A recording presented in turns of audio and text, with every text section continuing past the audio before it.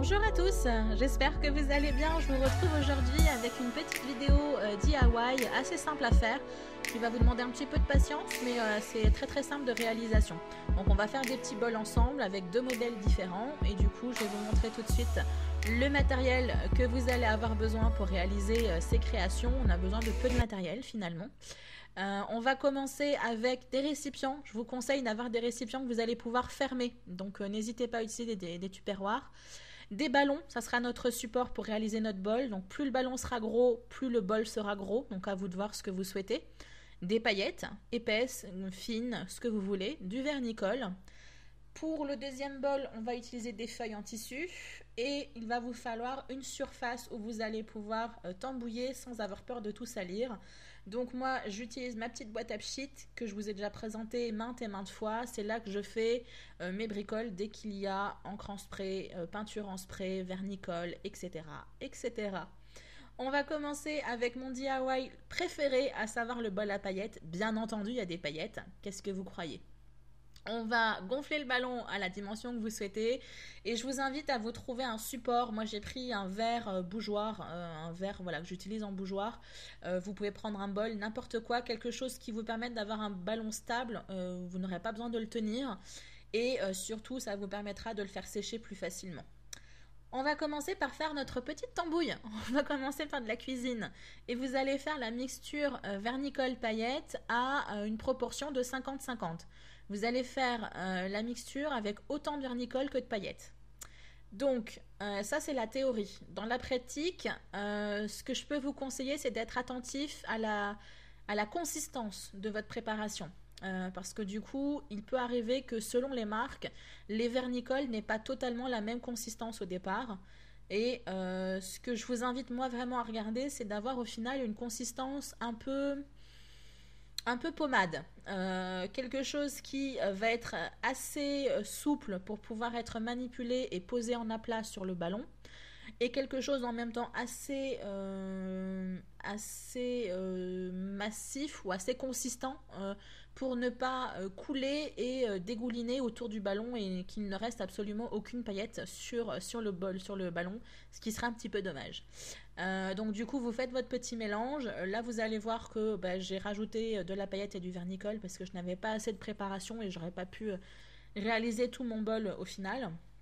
N'hésitez pas à en faire un petit peu plus. Comme je vous ai dit, si vous utilisez un tupperware ou un plat qui se ferme, vous pourrez très bien le garder pour le lendemain. Ça, c'est une création que vous allez faire à cheval sur plusieurs jours. Donc, n'hésitez pas à en conserver un petit peu parce que du coup, vous allez faire un aplat de plusieurs couches de vernicole et de paillettes. Donc, n'hésitez vraiment pas, surtout si vous avez de la paillette fine. Où là, je vais vraiment vous inviter à faire une succession beaucoup plus nombreuse que moi. Moi, je vais faire 3 couches, je crois, de vernicole paillettes. Si vous prenez vraiment de la micro paillette ou de la paillette très fine, je vous invite vraiment à faire une succession beaucoup plus importante. Au moins 5 ou 6 épaisseurs. Donc là, je vous montre la consistance finale. Donc on a quelque chose qui se tient sur la spatule, mais en même temps assez souple pour être manipulé. On va donc prendre cette petite pommade pailletée et on va venir l'étaler sur le bol avec un pinceau. Donc si vous êtes plus intelligent que moi, vous allez prendre un pinceau mousse ou un pinceau plus large. Moi, j'avais pas retrouvé le mien au moment de la création. Je l'ai retrouvé plus tard, vous le verrez plus loin dans la vidéo. Et vous venez étaler votre mixture. Donc la première couche, ne cherchez pas à faire quelque chose de super joli. On va venir remplir un maximum pour voir un petit peu la forme générale que notre bol va avoir. Si vous voulez quelque chose un peu plus assiette soucoupe, vous allez vous arrêter à la base du ballon et ne pas trop descendre sur le ballon. Si vous voulez quelque chose qui ressemble à un bol, vous allez descendre sur le ballon. Plus vous descendez sur le ballon, plus votre bol sera haut. Donc voilà.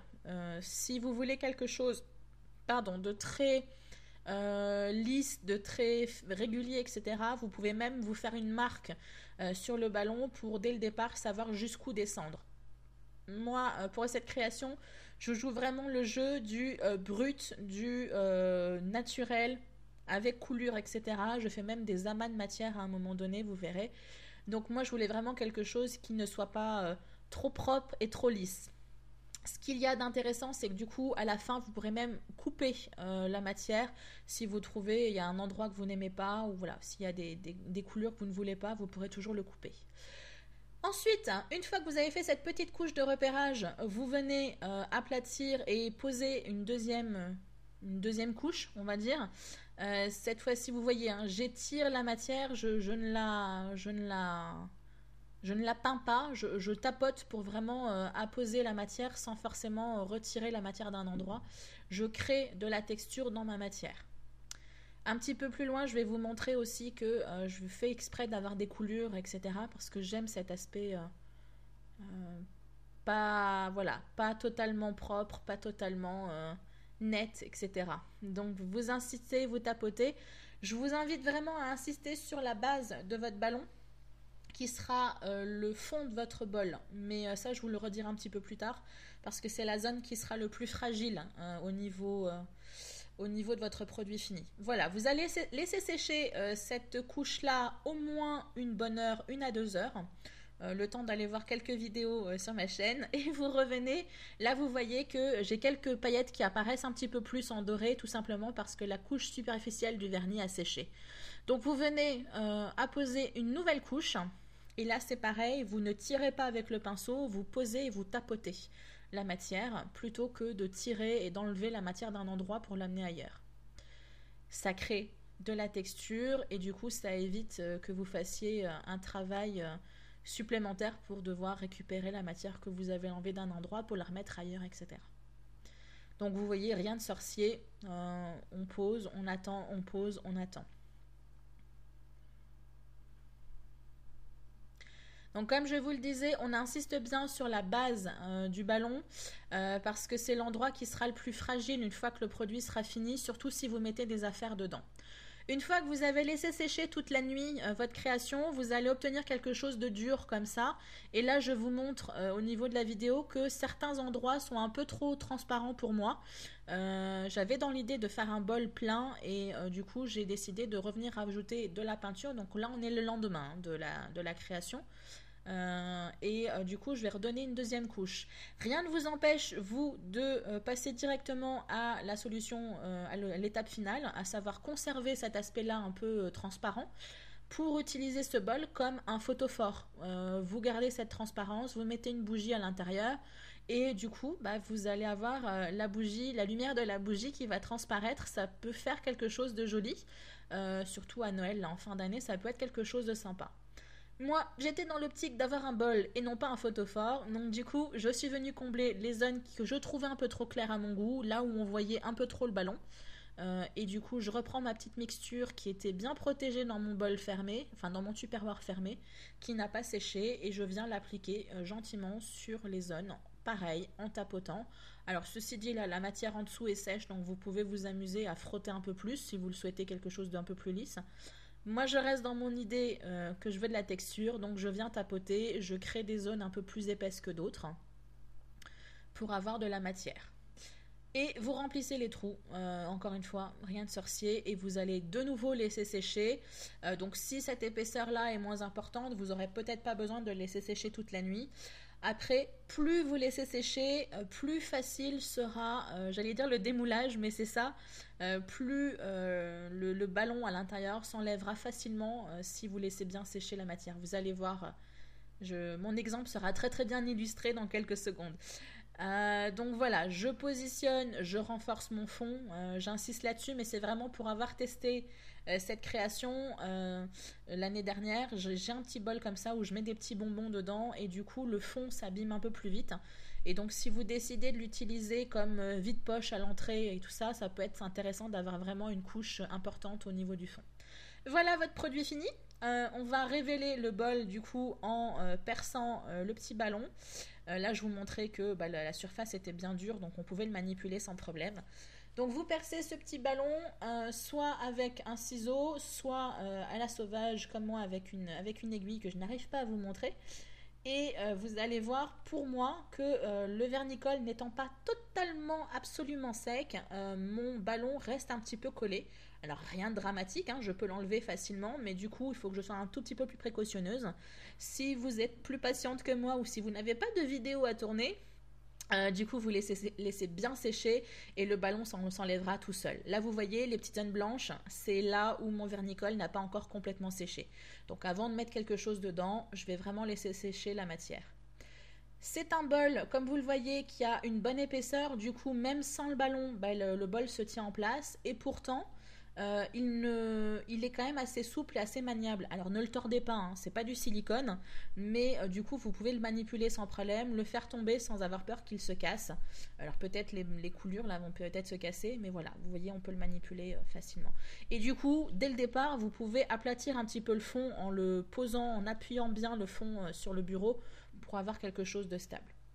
On continue avec la deuxième création, à savoir le bol en feuille, qui m'a donné beaucoup plus de fil à retordre, parce que du coup je savais pas trop comment réaliser cette création, et si je devais la reproduire, je la ferais un tout petit peu différemment. Mais comme on dit, hein, on apprend de nos erreurs, donc je vais vous expliquer rapidement. Vous reprenez votre ballon, vous l'avez vu, vous mettez une bonne couche de vernicole sur le dessus, pareil, assez grossièrement, à peu près là où vous souhaitez que votre votre bol aille. Et vous allez ensuite, à l'aide d'un plat, mettre du vernicole dans un plat et vous allez imbiber un petit peu vos feuilles de vernicole avant de les poser sur le ballon et de les faire chevaucher pour réaliser votre bol. Là où j'ai fait une erreur, c'est que j'ai conservé mon vernicole tel quel et j'ai maladroitement tenté d'imbiber, d'engorger mes feuilles de vernicole. Donc là, vous voyez une couche épaisse de vernis, alors que j'aurais tout simplement pu diluer ce vernicole avec de l'eau. Ça m'aurait permis d'humidifier mes feuilles, du coup elles auraient été plus facilement maniables. Je m'en serais peut-être mis un tout petit peu moins dans les doigts et j'aurais utilisé beaucoup moins de colle. Donc moi, pour remédier à ce manque d'intelligence sur le moment, j'ai fait mon dictateur. J'ai décidé d'emballer le bol avec les feuilles et le tout très serré dans du film plastique, film alimentaire. Ce qui m'a permis du coup de donner une forme obligatoirement à ces pauvres petites feuilles toute la nuit. Elles n'ont pas eu le choix que de prendre la forme du bol. Et le lendemain, j'ai enlevé le film plastique et j'ai laissé sécher. Donc vu la quantité de colle, vous pouvez deviner que ça a juste mis 4 jours à sécher. Mais au final, j'ai réussi à obtenir quelque chose. Donc là, je vous montre pas hein, dans la vidéo, mais après, une fois que tout est bien sec au toucher, vous pétez le ballon exactement comme pour le bol à paillettes. Peut-être un petit peu plus délicatement, vous enlevez et du coup, vous avez un joli bol exactement, voilà, pareil. Mais par contre, voilà, ne le faites pas si vous n'aimez pas vous salir les doigts. C'est pas vraiment une création faite pour vous. Vous laissez sécher votre création exactement comme pour le bol à paillettes. Vous voyez que j'ai rajouté un petit peu de paillettes sur mon bol. Et du coup, vous obtenez quelque chose d'assez joli. Hein. Vous ne pensiez pas que ça allait donner quelque chose de joli comme ça hein, quand vous avez vu mon amas de colle. Eh bien si, voilà. Donc c'est vraiment deux créations assez sympas à faire que vous pouvez faire avec les enfants sans problème. J'ai beaucoup aimé réaliser ces créations. J'espère que cette vidéo vous a plu. Je vous invite à me dire un petit peu ce que vous en pensez dans les commentaires et voir si vous allez le reproduire de votre côté. Je vous dis à très très bientôt et d'ici là, faites attention à vous. Bye bye!